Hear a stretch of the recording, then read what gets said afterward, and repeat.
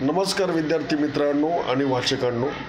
According to Sachin Kiras theory of time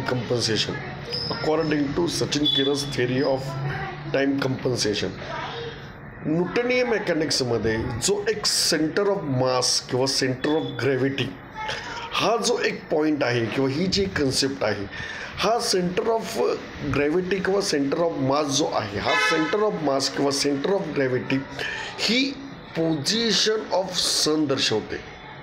according to Sachin Kiras theory of time compensation ही जी centre of mass किंवा centre of gravity ही जी हा जो पॉईंट आहे, हा पोझिशन ऑफ सन इंडिकेट करतो. टोटल जी बॉडी आहे ती बॉडी अर्थला रिप्रेझेंट करते, अर्थ. आणि जो पार्टिकल आहे, जे डिस्ट्रीब्युशन ऑफ द पार्टिकल आहे, सेंटर ऑफ मासच्या भोवती जे पार्टिकल डिस्ट्रीब्युटेड झालेलं आहे, ते पार्टिकल हे पोझिशन ऑफ मून दर्शवतात. हे काय दर्शवतात? पोझिशन ऑफ द मून दर्शवतात. तर आजच्या व्हिडिओचा विषयच आहे की what is the role of sun, moon, earth in the Newtonian mechanics. तर त्याच्याविषयी जास्त डिटेलमध्ये मी माझ्या पुस्तकामध्ये लिहिलेलं आहे. त्या पुस्तकाचं नाव अर्थात वाचकांना माहीतच आहे. Newton's laws of motion must be modified, Sachin Kiras theory of time compensation, sun integrates and moon differentiate.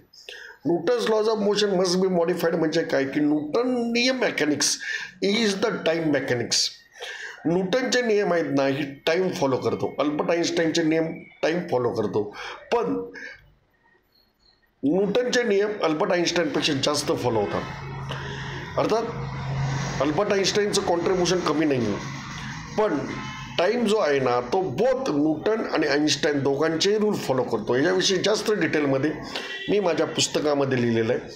त्या पुस्तकाचं नाव आहे, जसं मी मगाशी सांगितल्याप्रमाणे, की Newton's laws of motion must be modified, Sachin Kiras theory of time compensation, sun integrates and moon differentiate.